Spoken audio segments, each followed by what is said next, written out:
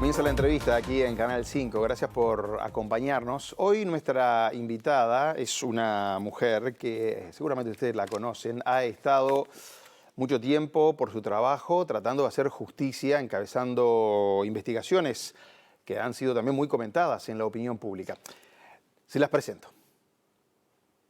María Gabriela Fossati Avilés es fiscal penal de flagrancia de Montevideo. Antes de ingresar a la Facultad de Derecho tenía dos opciones, abogacía o periodismo. Eligió ser abogada porque su padre le dijo que si seguía esa carrera en el futuro podría trabajar en ambas profesiones. Cuando tenía 16 años, militó durante la campaña del referéndum de 1980 con la coordinadora de Wilson Ferreira Aldunate en el Partido Nacional y durante su época universitaria fue adherente de la corriente gremial universitaria. Se recibió de abogada en 1989 e ingresó al Poder Judicial 2 años después como secretaria de juez. Cuando obtuvo el título, le presentó su currículum a todos los ministros de la Suprema Corte de Justicia porque quería ser jueza. En 1991 la llamaron para ocupar una vacante como secretaria en el Juzgado de Trabajo y aceptó el puesto, aunque estaba embarazada a punto de parir. Fue jueza en Santa Lucía y después jueza de paz departamental hasta que en 1999 ingresó a la Fiscalía. Se inició como fiscal titular en Florida, pero luego pasó por Maldonado, Rocha y Canelones. Fue fiscal de flagrancia, luego fue trasladada a la sede que investigaba casos del antiguo Código del Proceso Penal. Posteriormente estuvo 1 año en violencia de género, hasta que regresó a la ubicación actual. Gabriela Fossati estuvo al frente de varios casos mediáticos, pero considera que el caso Astesiano mudó su vida para siempre. Anunció que se retira este año y reveló que está escribiendo un libro sobre cómo es trabajar en fiscalía desde la implementación del Código del Proceso Penal y bajo presiones políticas.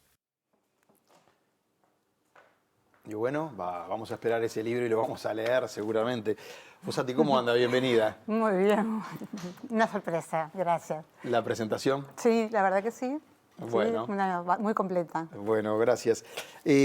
Como decíamos también en el comienzo, a usted le tocó por su larga carrera como abogada, como fiscal, estar en algunos casos que vio que algunos repercuten más que otros, y este de Astesiano fue uno de ellos. Pero empiezo preguntándole por este último en el cual usted trabajó, que es esto de las bombas de humo en la sede de OCE.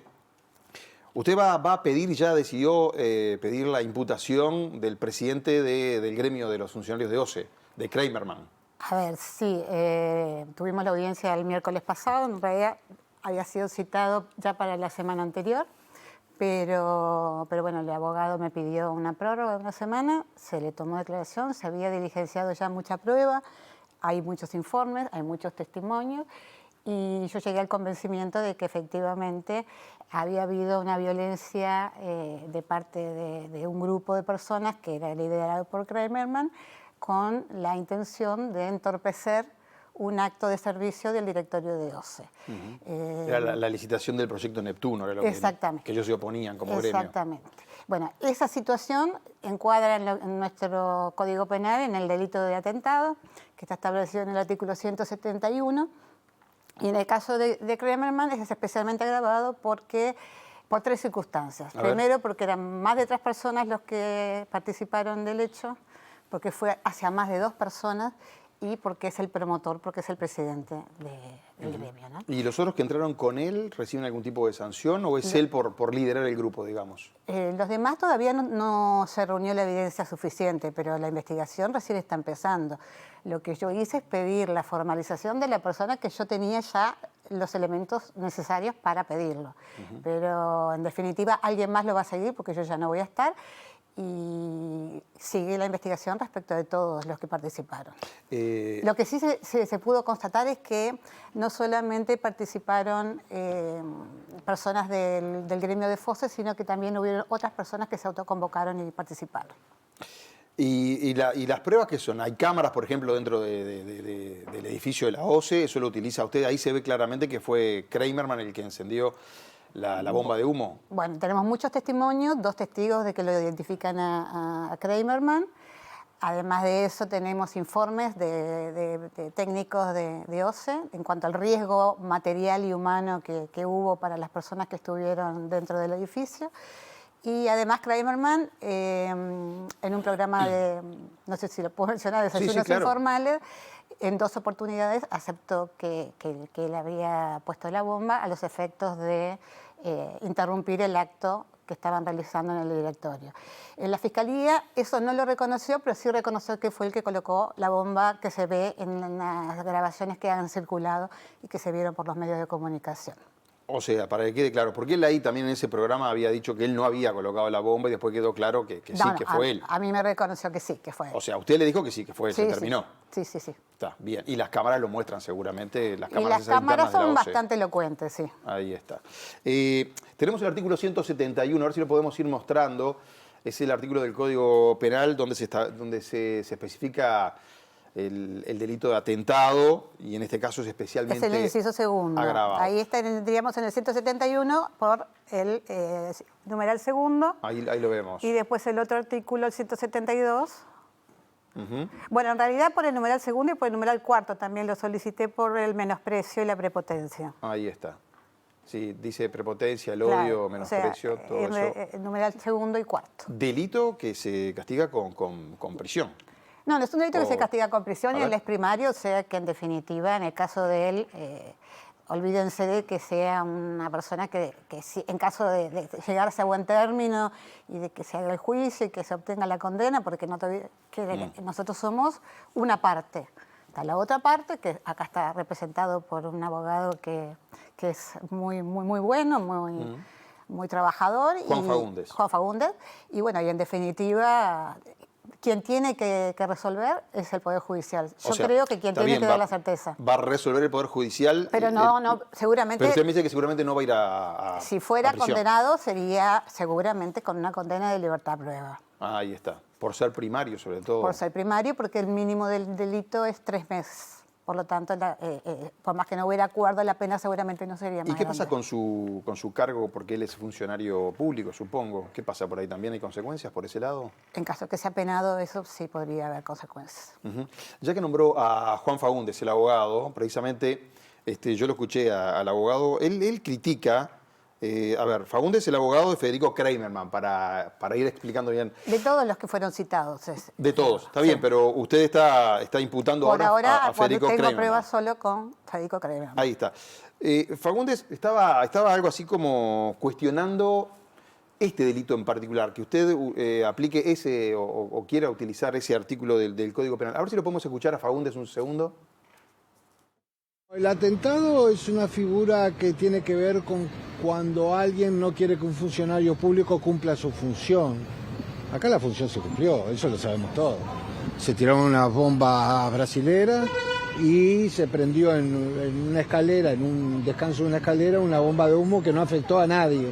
Hubo una persona que tosió, hubo otra persona que parece que fue a atenderse médicamente y hubo otro muchacho que era asmático, tenía su shot que se da, se dio eso y, o sea, el derecho penal cuando atiende lesiones refiere a lesiones importantes, no a meros traumas o cosas así.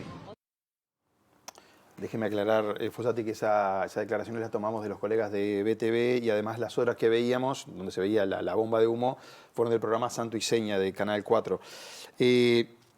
Faúndez entiende que como al final se llevó adelante el proceso licitatorio, el proyecto Neptuno, no encajaría allí el delito de atentado. Sí, esa explicación me la dio en su momento, trató de alegar para que yo no solicitara la formalización, pero no comparto el criterio del doctor Faúndez, porque claramente la norma habla de entorpecer, no es un delito de resultado, es un delito y el entorpecimiento existió.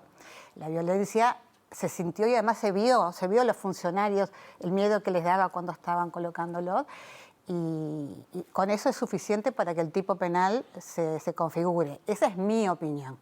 Igual quiero dejar claro una situación que me parece que es muy importante porque en los últimos tiempos ha habido, sobre todo vinculado a los casos Pasaportes, Astesiano, Leal, una movida muy importante en la cual yo fui bastante hostigada.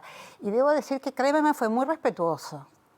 Tanto Kramerman como Faúndez, que es muy enfático, nos manejamos con todo el respeto del mundo y bueno, ellos me hicieron su planteo, yo les dije mi planteo y yo creo que quien tiene que dar las certezas es el Poder Judicial. Bueno, ahora es un juez el que tiene que determinar si procesa o no. ¿Estamos de acuerdo? ¿Cuándo se da esa instancia ahora?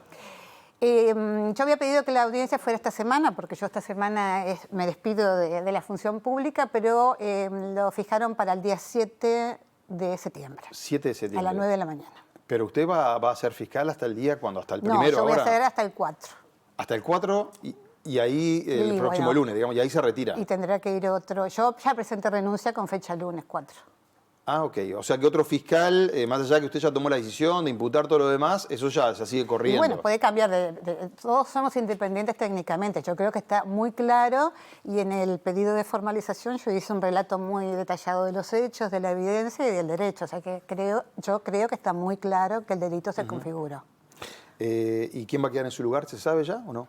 No. Eso lo decide después el fiscal Supongo de corte, que por ahora, sí, por ahora quedará quien hoy es mi fiscal adscripta, que la verdad que es una profesional muy buena, la doctora Fabiana Corvo, y ella, bueno, ya lo sabe porque estuvo en todo ese proceso y ya tiene en la mano el pedido que yo hice. ¿Y por qué va a renunciar?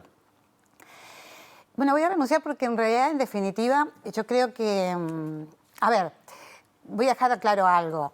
En la vida hay etapas. Yo tengo una etapa de la vida igual que hace 15 años, porque yo soy una madre de tiempo prolongado. Tengo hijos grandes, ¿no está ahí? Sí, uno vino a acompañarla. Y tengo una hija de 20 años que está en segunda facultad, pero eligió la carrera de medicina.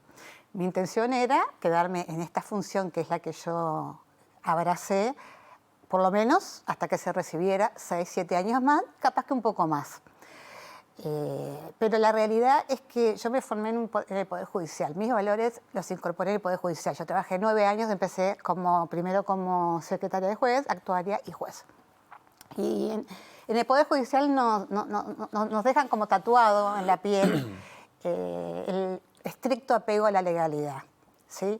No hay consideraciones de índole político que puedan estar por encima de la legalidad. Y esa es mi manera de actuar. Y es mi manera de verlo. Yo siento que en la Fiscalía, a partir de que ingresó como fiscal general el doctor Jorge Díaz, el paradigma se modificó. Jorge Díaz abrazó las pautas que había brindado el presidente desde entonces, Mujica, cuando él había manejado que lo político estaba por sobre lo jurídico. Yo entiendo que a mí igualmente no me afectaba porque por ley somos independientes técnicamente, por lo tanto yo puedo aplicar la ley según mi criterio. Pero al final, ¿qué pasó? ¿Bajaban directivas políticas, digamos? De parte de Díaz primero y no sé ahora con... No, de parte de Díaz hubo momentos muy duros, hubo una presión muy importante en mayo del 2020, pero en definitiva siempre hice lo que yo entendía que tenía que hacer. De hecho, hubo una presión para que yo archivara un expediente de un importante empresario entre febrero y mayo del 2020 y yo me mantuve en mi situación y bueno, me trasladaron y se archivó. Ahora lo que yo entiendo es que mi traslado es absolutamente injustificado, me trasladan a la misma materia, o sea, el único motivo es sacarme de un expediente y entonces yo creo que de esa manera se encontró una manera indirecta para violar mi independencia técnica. Pero, Fossati, a ver si entiendo bien, en el 2020 el ex fiscal ahora, ¿no? Que ahora es abogado penalista además, sí. se lo va a encontrar del otro lado del mostrador. Bueno, en realidad yo lo conozco mucho porque en realidad él empezó como juez en San Ramón en el 94 y yo había entrado en el 93 como juez de Santa Lucía. Yo siempre digo de que hay dos Jorge Díaz. El Jorge Díaz técnico, que fue el que yo lo quería mucho, nosotros teníamos una relación muy cercana y luego hubo un momento en que se politizó y ya dejó de ser objetivo, técnico. Y trabajarse con los valores que nos dio el Poder Judicial. ¿Y cuál era el caso? ¿De qué empresario me está hablando? Porque usted llegó a procesar también o a pedir, digamos. No le voy a decir porque después, a ver qué pasa. Hubo sí. una incidencia en ese expediente, es lo que digo, que son las cosas que no deben funcionar así. Yo había pedido un procesamiento en diciembre, hubo una instrucción general número 13 que a mi juicio tiene vicios importantes de constitucionalidad, en el cual se perdonaba una cantidad de delitos. Los fiscales que trabajamos en el viejo código nos reunimos y consensuamos de que se aplicaba a partir de febrero para adelante. Mi pedido era anterior. La juez que trabajó, para mí equivocadamente, archivó aplicando la instrucción general. Yo recurrí porque la instrucción general no es ley. El tribunal me dio la razón, volvió y bueno, ahí un abogado amigo del doctor Díaz y parecido al abogado de Leal, presentó una denuncia, me presionaron para que lo archivara, yo me negué, incluso la presión fue tal que hubo un informe de una técnica de jurídica de que yo había cometido una falta grave porque no había cumplido la instrucción. Cuando me vino ese informe, yo pedí una entrevista, fuimos los 4 fiscales que teníamos que aplicar esa instrucción y ante los 4 fiscales que le dijimos que esa era la posición técnica adoptada por todos, incluso le agradezco y me acuerdo del doctor Pacheco que le leyó la instrucción, el doctor Díaz, de una manera que a mí me pareció, la verdad, nada feliz, porque a mí no me gustó nada ese informe, se rió y me comentó, bueno, Gabriela, en realidad eso es un informe de jurídica, no es mi opinión. Eso yo considero que fue una presión muy importante, ¿sí? Y a partir de ahí, en mayo, me trasladaron al nuevo código. Claro, ahora usted la vuelven a trasladar por el caso de Astesiano, y con este fiscal, es el adjunto, digamos, pero para todos nosotros el fiscal de corte actual, ¿no? Juan Gómez, ¿cambió esta cuestión de la fiscalía politizada?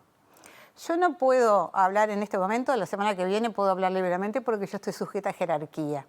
Yo creo que la Fiscalía, yo tenía mucha esperanza cuando asumió el doctor Gómez porque como él había sido fiscal, yo entendía que él conocía las problemáticas que había y obviamente si me estoy yendo es porque no me defraudó. La realidad es que yo siento que me hostigaron durante 5 meses y yo tomé la decisión de irme el día que él me dijo que me trasladaba para, a mi juicio, apartarme del caso Leal. Si fuera por usted seguiría trabajando en la Fiscalía, solo que esta situación de presiones dijo, hasta acá llegamos y se va. No, no solo por eso. Yo siempre le dije a mis hijos que les voy a dejar 2 cosas. Educación y le voy a dejar un apellido digno y honorable. Ellos saben que para mí la dignidad, la honorabilidad, el no ser títere de nadie y el no arrodillarme frente a ninguna fuerza de poder es un principio esencial de vida. Y por lo tanto es lo que yo les voy a heredar a mis hijos. Va mucho más allá. Está bien, la vamos a tener que volver a invitar cuando ya no sea fiscal, estaba pensando. Pero le quiero preguntar ahora, porque usted llevó adelante la investigación del caso Astesiano. Supongo que fue uno de los casos más grandes que a usted le tocó investigar. Bueno, ese hombre, ex custodia del presidente, está preso, 4 años y medio de prisión, más una multa e inhabilitación para ocupar cargos públicos por 4 años.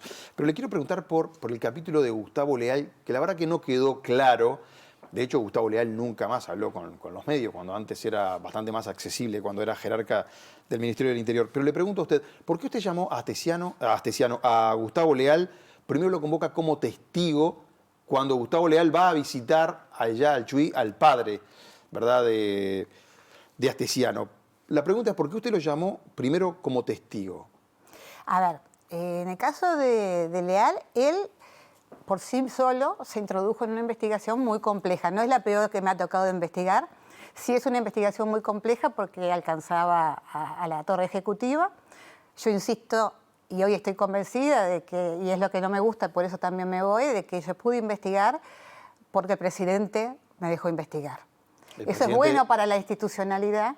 No, y además porque los jueces siguen siendo absolutamente garantistas y no les importa respecto de quién les pidas las medidas. Entonces, eso es bueno para la institucionalidad. Pero es malo el creer que hay personas que no puedo investigar. Y en el caso de Leal, él se introdujo en la situación. Cuando vino a declarar como testigo, fue bastante confusa su explicación. Hay una realidad que como testigo no se puede mentir porque se comete un delito. Como imputado, unos dicen que puede mentir, otros que pueden no decir la verdad, pero lo cierto es que como imputado tiene más garantías. Y a mí no me cerró la explicación que él me dio. Él habló de una persona que fue a su casa a pedirle que fuera. Eso fue en Uruguay, eso fue en su casa. Y luego no quiso identificar a esa persona. También explicó las condiciones, cómo llegó a la casa del padre de Astesiano, y esa explicación no cerraba. Teniendo presente de que podía ser perjudicado si yo seguía con el interrogatorio, lo que corresponde, porque la ley así lo establece, es suspender la declaración y modificar su situación. Y es lo que hice. Y lo pasaría indagado. Y lo pasé indagado. Pero me mantengo en el capítulo primero que usted lo llama como testigo. Él se fue a reunir. yo me pudiera reunir también con quien quiero y Leal también. O sea, ahí no hay delito ahí, le quiero que en decir. realidad, eso de que yo estaba, digamos, lo cité como testigo porque se fue a reunir, eso fue una explicación que se habló, que yo nunca la manifesté, que salió a la ciudadanía porque lo dijo el doctor Díaz en una entrevista, creo que contestó el doctor Gómez y lo dijo Camaño. Yo en realidad lo cité por esa, a ver, en el caso ese la denuncia provino de Astesiano mismo, que dijo que quería pedirle algo. Leal era funcionario del Ministerio del Interior durante el tiempo que se extendieron esa documentación que se está investigando. Por lo tanto, podía tener alguna participación, porque integraba la institución que yo estaba investigando. Pero en principio, como solo era la palabra de Astesiano, no era suficiente como para citarlo en calidad de imputado. Se lo llamó para que explicara. Cuando viene, ahí ya Astesiano me había agregado otra información. Me había agregado la información de que un policía en actividad lo había llevado a la casa. Ahí ya se complica la cosa, porque un policía en actividad no puede intervenir en una investigación. Y además, Leal aportó otra información. O sea, Leal llega al Chuy acompañado de un policía. Esa es la información que nos da Astesiano. Leal lo niega. Leal lo niega. Con nombre y apellido, y es más, me lo informó una primera vez y se lo informó al fiscal Romano cuando fue a entrevistarlo y me lo volvió a ratificar a mí. Pero además, ahí está esa persona que fue a la casa de Leal, acá en Montevideo, a pedirle que fuera, que Leal no identifica. O sea, las teorías del caso que yo manejaba eran muchas, para mí había mucho para investigar. Podía ser que alguien le pidió que fuera para involucrar a una persona, eso podría ser un delito. Podría ser que esa persona que fue a hablar con él estuviera involucrada y fuera a pedirle de que no lo mencionara. Eso también sería obstaculizar la investigación y sería un delito. O podría ser que Leal mismo hubiera tenido alguna participación. Entonces, en realidad, había mucho para investigar. Yo hoy pienso que... Pero eran teorías o hipótesis suyas de trabajo, ¿estamos de acuerdo? Y cuando uno empieza una investigación son todas hipótesis. Es así como se investiga. No, además es cierto que todo esto de los pasaportes no arranca en esta administración, sino que viene de años para atrás. Pero a ver, de gobiernos anteriores también. Era muy el inicio de una investigación. A mí me sorprendió la reacción de Leal. Es más, supongo que habrá mucho que no querían que saliera, que yo todavía no conocía, porque... Hasta ahora nunca se supo por qué Leal fue, o sea, no en Fiscalía, no se supo porque Leal tampoco nunca lo explicó públicamente, digo. Yo la verdad que no sé por qué no me lo explicó bien, no sé por qué reaccionaron así, no sé por qué tanto miedo. A ver, primero mentir, decir que yo no les había dado los elementos cuando estaba grabado, o sea que jurídica mismo... Le dio una clase de Derecho Penal al doctor Camaño, de Procesal Penal, pese que él es profesor, explicándole que se había cumplido literalmente todo lo que establece el Código. Pero lo que no logro entender es por qué tampoco fueron a esa audiencia que habían pedido en el Poder Judicial, que se había designado un doctor, el doctor Gonzalo Arzuaga, que es absolutamente rígido con las garantías. Si no lo hubieran quitado del caso de este Astesiano, hubiera podido profundizar más, porque... No tengo la más mínima duda porque había mucho que estaba ya en proceso de investigación. Yo no sé, es más, me llama la atención que no surjan novedades porque había mucho que estaba en proceso. Yo estuve 4 meses en la investigación, hoy hace 5 meses que hay otra fiscal. Bueno, hay una fiscal muy expediente también, ¿no? Sabrina Flores, es la que se encarga ahora del tema de este Astesiano. Le preguntaba, sé que hubo... O sea, por ejemplo, Fernando Pereira, el presidente del Frente Amplio, con el caso de Leal, dijo que usted le hacía los mandados al gobierno, cuando usted lo pasó a indagado, de testigo a indagado. ¿Cómo se toma eso? Yo lo tomo como una injuria, como absolutamente... es una afirmación injuriante y realmente me llama la atención que el colega, que yo le tengo mucho aprecio a Morales, haya decidido archivar porque el caso Astesiano tenga una relevancia pública. Ahí estaba claro y concreto que había una afectación de un derecho mío y eventualmente estaba el derecho por el interés general. Quien debe evaluar, quien debe hacer esa ponderación cuando hay conflictos de derechos es el juez, no es el fiscal. Se le criticó también bastante el Frente Amplio cuando usted tomó la decisión de que no había que investigar o seguir de cerca los chats entre el presidente de la República y Astesiano. No, es que yo no, en realidad yo no lo decidí. Ahí hubo, que también lo archivó la doctora Sabrina Flores, hubo una un accionar de quién era el director nacional de inteligencia, Correa, que yo no lo entendí. A mí no me quedó claro. Por eso yo le abrí a él una investigación que yo no la archivé, la archivó la doctora Flores. A mí me dieron información equivocada. Me dijeron que el presidente... A ver, cuando fueron a ejecutar, yo tenía un permiso del doctor Astellante para incautar el teléfono de Astesiano y extraer información de Astesiano.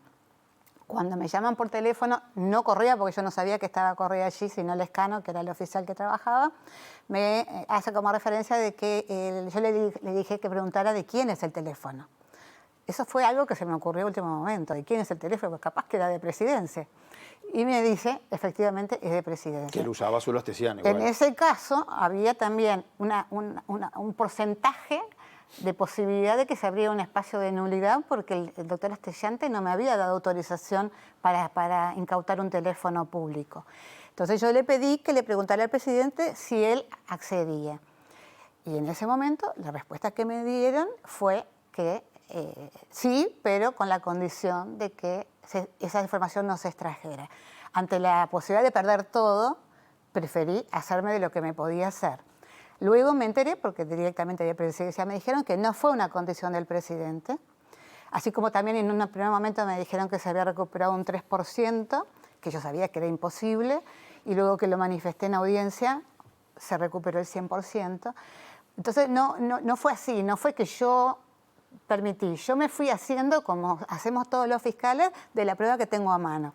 En realidad, yo hoy con el diario del lunes, que a veces decimos, pucha, me equivoqué, creo que fue la mejor decisión, porque toda la información que se extrajo del teléfono astesiano yo lo podía haber perdido. Porque si yo incautaba y era nulo porque era de Presidencia, nada de eso tenía valor. Bien. Al tener una autorización del presidente, tenía valor. Sabe que, bueno, usted ya se está yendo, pero la sacaron de este caso y usted dijo que la sacaron por presiones políticas. Después del caso Leal, el fiscal de Corte, Juan Gómez, es el que toma la decisión de pasarla a otra fiscalía. A ver si tenemos al fiscal de Corte. El otro día lo entrevisté, acá estaba ahí sentado donde estaba usted, doctora, y él habló precisamente sobre su salida. Tenga en cuenta, yo no hablo de cuestiones internas, pero tengo en cuenta de que yo tenía solicitudes de esa fiscal de ser retirada de ese caso desde prácticamente diciembre del año anterior. Digo. Pero después ella le pidió para seguir en ese caso, ¿verdad? No es así. Yo no quiero hablar porque respeto mucho a todos los fiscales y no acostumbro a hacer manifestaciones sobre un fiscal.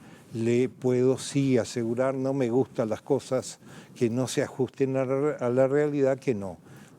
O sea, según usted, ella nunca le pidió, Fossati nunca les pidió seguir en ese caso, más allá de que le había pedido que la quitara en un momento. Ella no me solicitó pedir en el caso, al contrario, tenía otra idea, que yo la respeto, pero que consideré como responsable del servicio que no era practicable en el momento que ella lo pretendía. Nada más que eso.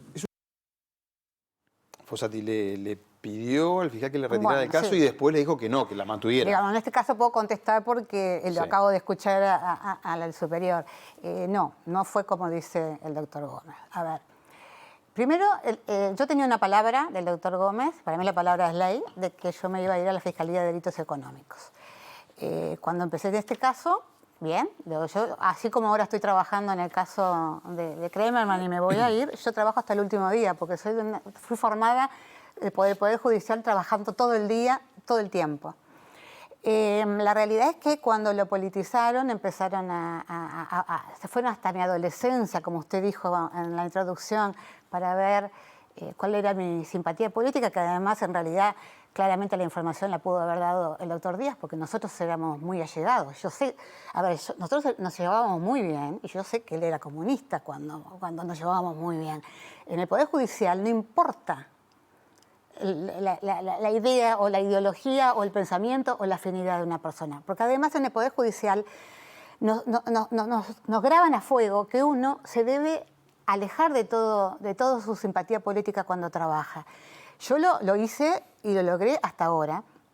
El doctor Díaz creo que lo logró o hasta el caso Feldman, o hasta que asumió como fiscal de corte.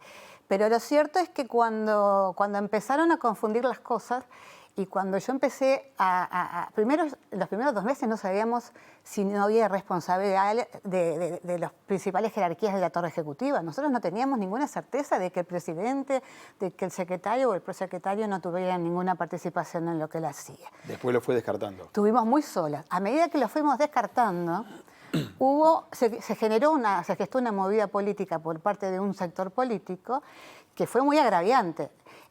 En ese contexto yo le dije al doctor Gómez que me parecía que era bueno despolitizarlo y, bueno, que cumpliera la palabra, me trasladara a mi fiscalía y designara a otra fiscal.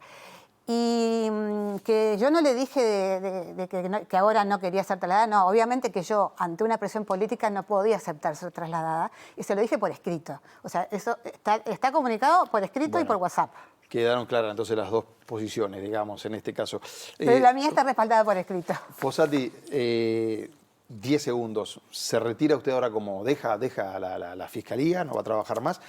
¿Qué va a hacer? ¿Va a trabajar como abogada? ¿Va a entrar a la arena política, por ejemplo? ¿Le interesa eso? ¿Lo ha pensado? Mire, la verdad, voy a seguir trabajando, obviamente, mínimo 7 años, que son los que mi hija va a hacer.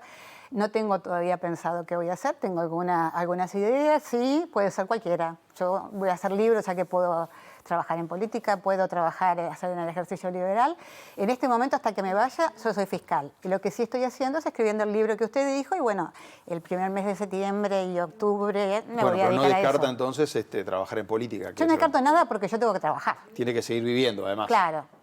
Tengo que seguir viviendo. Tengo la suerte... Bueno, pero son cosas distintas. Se puede trabajar de abogada. Yo tengo la suerte de como tengo 35 años de trabajo, que trabajé desde muy joven, puedo tomarme el tiempo teniendo un ingreso hasta que decido qué hay que hacer.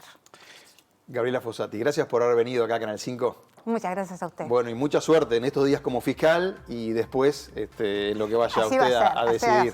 Que pase bien, muy amable. Muchas gracias, un gusto, además. muchas gracias. Amigos, dejamos por acá la entrevista. Espero que les haya gustado, que les haya servido. Además, que pasen bien. Buenas noches. Gracias.